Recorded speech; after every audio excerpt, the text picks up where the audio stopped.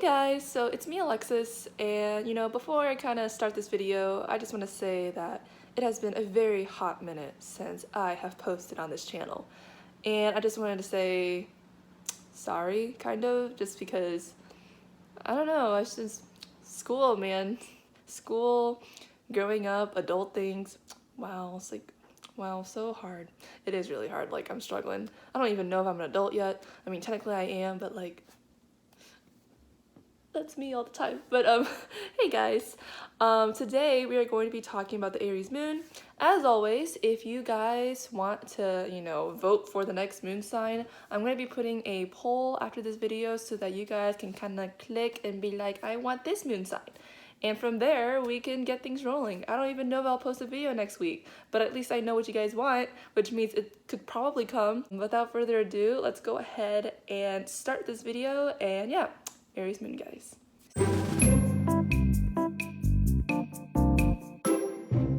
So when it comes to the Aries moon, out of all of the planets that I have in Aries, I don't have the moon in Aries. To specify, I got my sun in Aries, my Venus in Aries, my Saturn in Aries, and my Mercury in Aries, okay? I got 4 planets in Aries. Like, I didn't choose to live the Aries life. The Aries life chose me.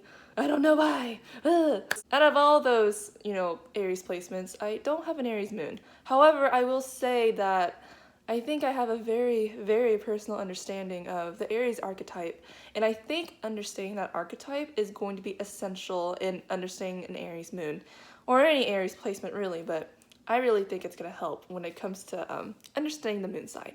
So before I get into, the Aries moon, like, what is Aries? Like, what the heck is that? What is this thing? So when I think of Aries, Aries is cardinal fire. So you got cardinal and you got fire. Okay, what the heck are these? So when you have something that's cardinal, which is a modality, it means that something is initiative. It kind of starts things. I kind of think of like a fire like sparkling up. That's what I think of when I think of Aries. When I think of Aries, I think of firecrackers. If you want to make the tie really fast, Aries moons, they're like emotional firecrackers. They're like, boom, they're happy, boom, they're sad, boom, they're mad, boom, they're okay. And the people around them are kind of like, oh my god. No shade. But anyways, so with cardinal, there is this very, starting energy. It's very initiative. I always say that. I think that's like the one word I can think of when it comes to something being cardinal. Now, on the other hand, Aries is also fire. And when you have something that's fire, you have something that's hot and dry. Makes sense because, fire is very, very hot. And I don't want to touch fire to know whether it's dry or not. When you have something that's hot, it means that the element is most naturally or more likely, I guess, to kind of manifest on the outside, like in an external situations. And you have something that's dry. It aims to separate, it aims to distinguish, and it aims to make differences. Now this makes a whole lot of sense because Aries is ruled by Mars. Mars is the planet of passion, fighting, energy. And one of the main functions that I think of, one of the main functions of Mars is that Mars likes to separate. Mars really likes to make sure that you know the difference between certain things. Like, I'm myself and you are you. We are very different people. We have different things that we care about. We're different from each other. That is something that Mars tends to try to do when it comes to relationships, for example. So there's like this separative, distinguishing quality. And you would ask like, how could Mars possibly separate? You could like argue with someone. That's a very good way to know your differences with someone. Kind of think of that distinguishing, separating, initiating energy when it comes to Aries. And a lot of people like to tie Aries to the identity. Like me, it's me, and I'm going to go out of my way to tell you that I am me. Like, the difference between Leo and Aries is that a Leo will kind of just sit and just be like, hey, it's me. Accept me for who I am. I'm just going to stay the way I am, because Leo is a fixed fire sign. However, Aries is cardinal. Aries is a little bit more annoying because in Aries, they won't sit still and tell you, hey, accept me for what I am. Aries will go out of your way, into your face, and be like, hi, this is who I am. Accept me for who I am right now. I came all the way over here just to tell you that. That's Aries energy to me. And honestly, I am roasting myself right now, but I'm just gonna be honest because I feel that. Aries is a very me sign, and not just like a me sign. They're like they will go out of your way to tell you. Now, when you translate all of this energy, all of this vibrant, passionate, but annoying energy into the moon sign, you have a very emotionally vibrant person. Aries moons to me, they're like emotional firecrackers. Their feelings will come real strong and then they'll go away. And then they'll go strong again and then they'll go away.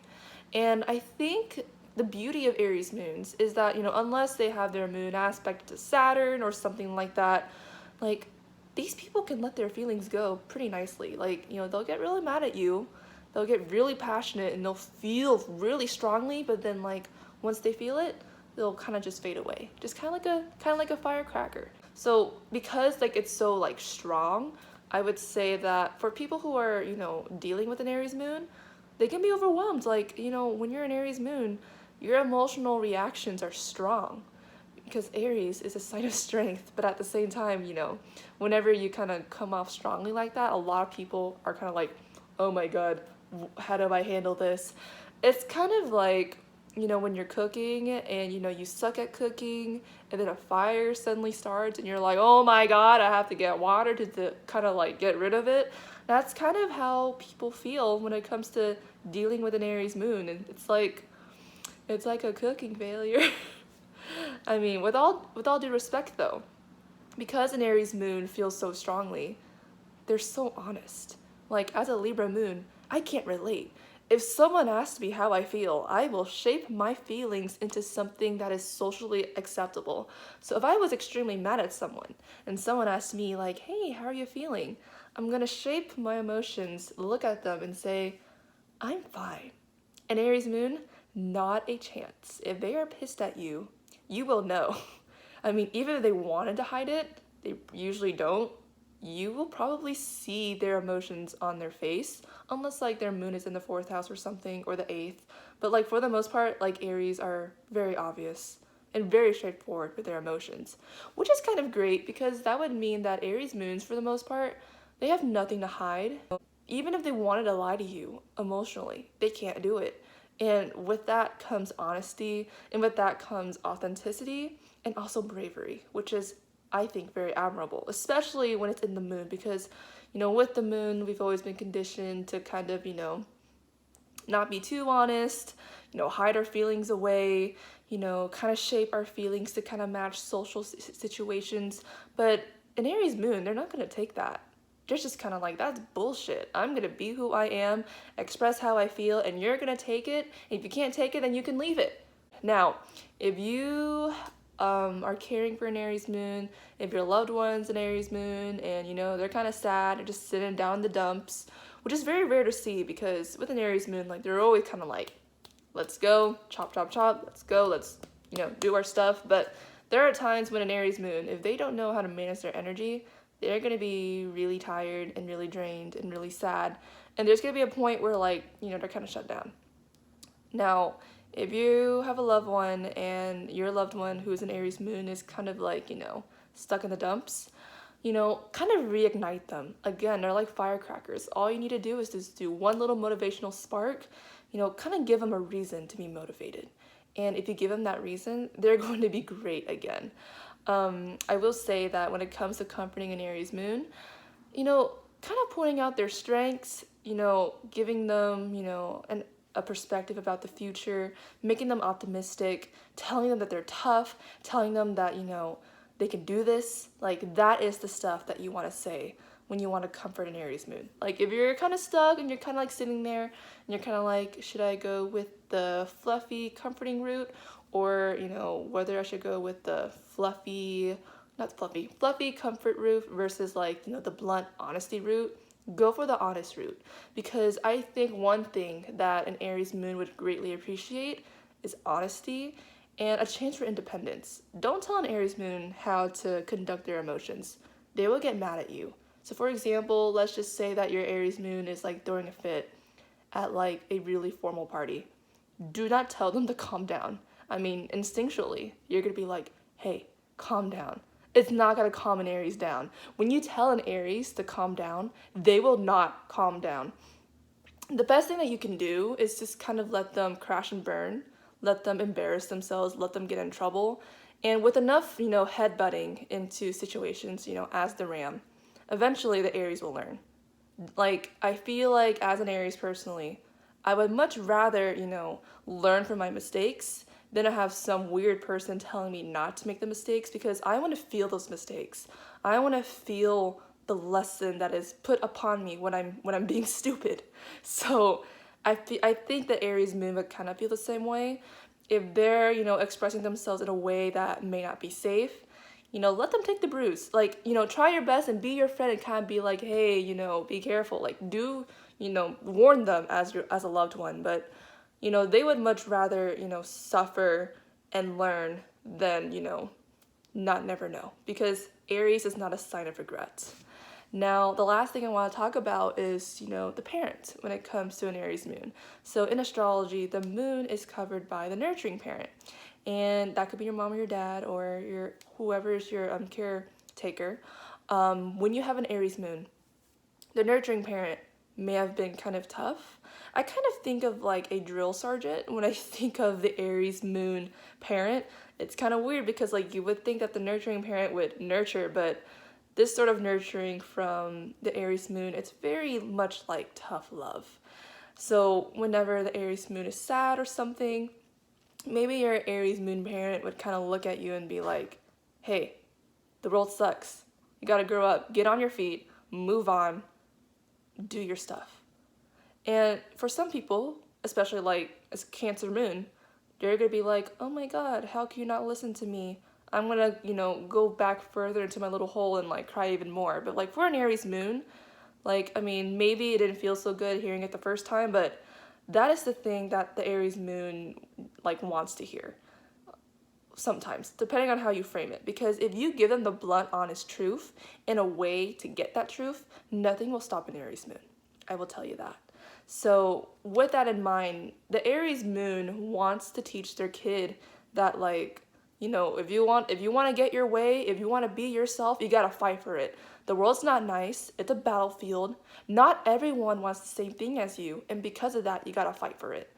If you want to be yourself, you got to fight for it. Being yourself is a luxury and you got to go get it.